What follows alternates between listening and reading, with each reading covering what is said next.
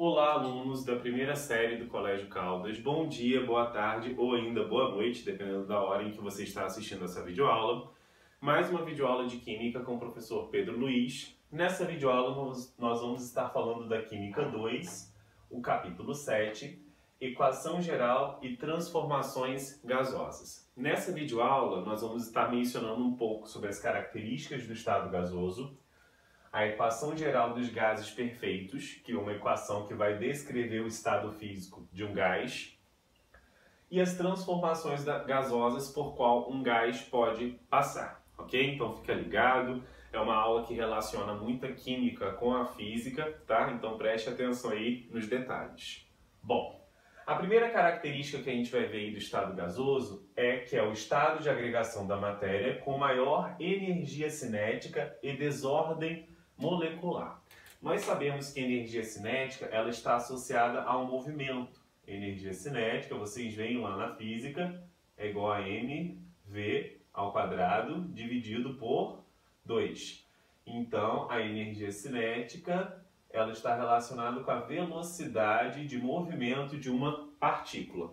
E nós sabemos que as partículas no estado gasoso elas se movimentam com muita velocidade, caoticamente, para todas as direções. Logo, também é o estado de agregação de maior desordem molecular por conta disso. E também as partículas estão se movimentando com maior velocidade. Lembra que nós já vimos que temperatura é a medida do grau de agitação das partículas. Então, provavelmente, o estado gasoso, as substâncias estão com elevadas temperaturas porque elas estão com maior agitação das partículas, certo? Bom, possuem grande mobilidade, ou seja, são difusos. Quer dizer que um gás ele consegue pegar e se expandir e se mover rapidamente quando ele está inserido em um ambiente ou num sistema, num becker, numa sala. Então, quando o álcool evapora, ele já se dispersa totalmente por aquela sala. Ou quando eu tenho um gás que é colocado no cilindro, rapidamente ele ocupa todo o volume daquele cilindro, que a gente já vai para a nossa terceira característica, tende a ocupar todo o volume do recipiente, certo? Bom, a equação geral dos gases perfeitos é a equação de Clapeyron e ela descreve qual o estado físico de um gás. O estado físico de um gás ele é descrito por 4 variáveis. Quais são essas variáveis? A pressão desse gás, que geralmente é dada em atm, o volume em litro, N é o número de mol e T é a temperatura em Kelvin. Essa equação de Clapeyron, que descreve o estado físico de um gás perfeito, é PV igual a nRT. Puta velha não rejeita tarado. Meu Deus, é exatamente isso. R é a constante universal dos gases perfeitos. Essa constante faz com que o termo PV seja igual ao termo NT, correto? É uma constante de proporcionalidade. Geralmente o valor dessa constante é 0,082 atm vezes litro por mol vezes Kelvin, tá bom? São todas as unidades envolvidas nas outras variáveis. Bom, nas transformações gasosas, a gente tem que o número de mol de um gás ele permanece constante. Se o número de um mol de um gás permanece constante, quer dizer que eu só vou variar as outras coisas, ou seja, o volume, a pressão ou a temperatura.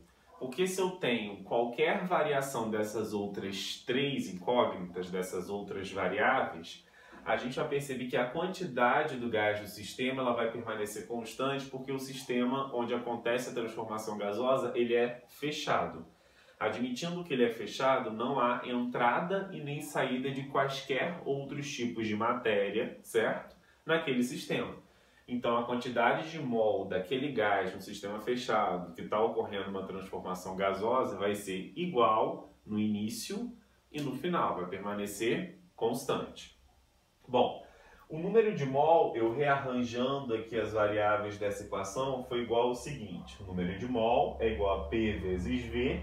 Eu passei esse R e esse T para lá dividindo e ficou desta maneira. Se o número de mol no estado inicial, no início, que eu chamei de 1 aqui, é igual ao número de mol no estado final, que eu chamei de 2, então eu sei que a pressão de 1 vezes o volume de 1 sobre RT1 é igual à pressão de 2 vezes o volume de 2 sobre RT2. Aqui eu cancelei os R's porque nós sabemos que são constantes. Se são constantes, vai ter o mesmo valor no início e no final. E aí restou essa equação aqui. P1 vezes V1 sobre T1 é igual a P2 vezes V2 sobre P2. Essa é a equação geral para qualquer transformação gasosa. Agora, dependendo do tipo de transformação gasosa, eu vou ter simplificações ainda dessa equação geral de transformações gasosas. Olha só. Se eu tenho uma transformação gasosa chamada de isotérmica, a temperatura permanece constante. Se a temperatura vai permanecer constante, quer dizer que eu vou poder cancelar a temperatura no estado 1 inicial e no estado 2 final. Cancelando a temperatura, nós teremos uma equação para uma transformação isotérmica, P1 vezes V1, P2 vezes V2. O gráfico característico para essa transformação isotérmica é uma hipérbole equilátera, certo? Decrescente. Por que que isso acontece? Porque se eu diminuo a pressão, eu vou aumentar o volume, ok? Pressão e volume são grandezas inversamente proporcionais. Vocês já devem ter estudado em alguma vez aí na física, em algum momento, que pressão é igual a força sobre área, certo? Se eu aumentar a pressão, eu vou diminuir a área, certo? E nós sabemos que o volume de um gás, ele é em função da área, certo? Vezes a altura. O volume de qualquer recipiente onde o gás está imerso vai ser a área vezes a altura. A área da base, por assim dizer, vezes a altura, certo? Então, por isso que quando eu aumento a pressão, a área diminui. Então, quando eu aumento a pressão, o volume de um gás tende a reduzir, correto? Bom, quem propôs isso? Boyle, Marionette aí, nós temos essa lindeza. Agora nós vamos para a segunda transformação, que é a isobárica, proposta por Gay-Lussac. Na isobárica, nós temos a pressão sendo constante. Então, naquela equação geral de transformação gasosa, eu vou estar cancelando agora a pressão. E vou ficar com V1 sobre T1 igual a V2 sobre T2. Aqui o volume e a temperatura são diretamente proporcionais, por isso eu não tenho mais aquela hipérbole equilátera descendente. Eu vou ter agora uma reta, certo? E nós temos aí, quando eu aumento o volume, certo? Eu também vou estar aumentando a temperatura. Se eu mantenho, né, a nossa pressão constante, tá? Nós temos ainda a isovolumétrica, que é a lei de Charles. Essa isovolumétrica, sempre o cachorro que quer participar da minha aula atualmente, é um inferno.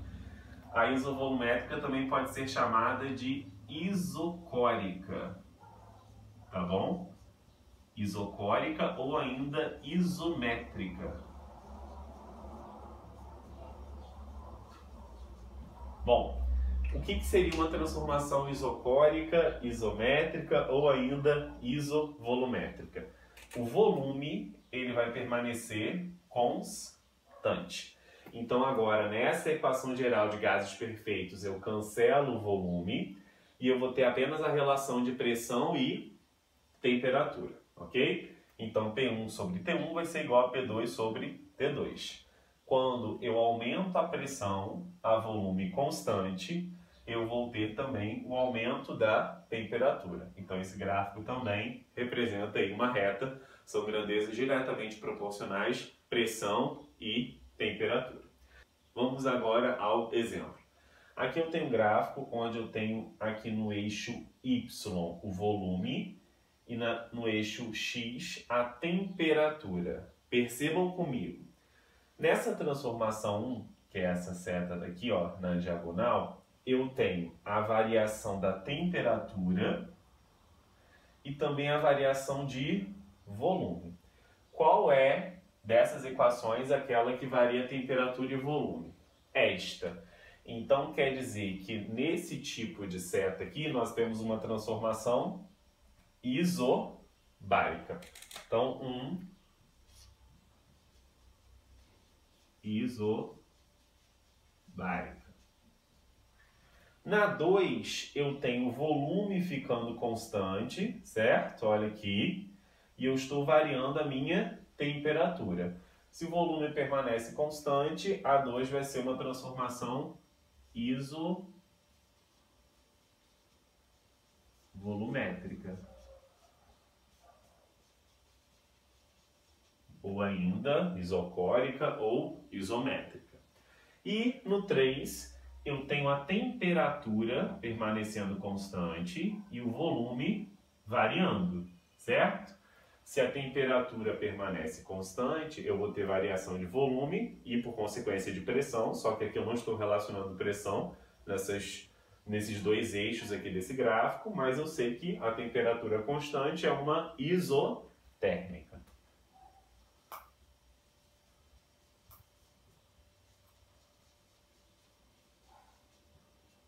Correto? Então, é isso que nós tínhamos para tratar nessa aula.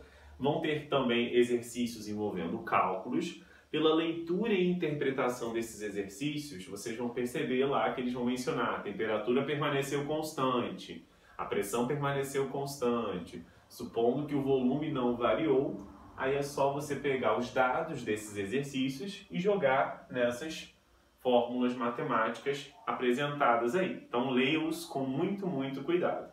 Forte abraço a todos. Fiquem com Deus. Até a próxima videoaula. Tchau, tchau.